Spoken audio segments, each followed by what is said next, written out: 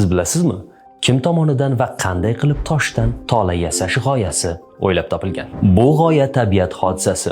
Pele sochlarini kuzatgandan keyin paydo bo'lgan. Aytgancha, bu futbolchi Pelega hech qanday aloqasi yo'q. Pele shunchaki Gavayadagi vulqon ma'budasi hisoblanadi. 19-asrda AQShlik muhandis Charles Hall bu mo'jizani ko'rib o'ziga savol beradi.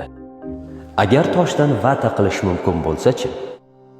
Unga qadar tajribalarda ko'proq shlakdan, ya'ni qoldiqlardan foydalanishgan, ammo bu ko'p zararli oqibatlarga olib kelgan va ishchilarning sog'lig'iga xavf tug'dirgan. Ba'zan odamlar orasida shunday hazil ham yurgan. Charlesning xotini deyarli oshxonadagi pechni hech qachon ishlatmagan, chunki Charles u yerda navbatdagi tajriba namunalarini tayyorlab o'tirgan. Shunday qilib toshdan paxtadek yumshoq material paydo bo'ldi.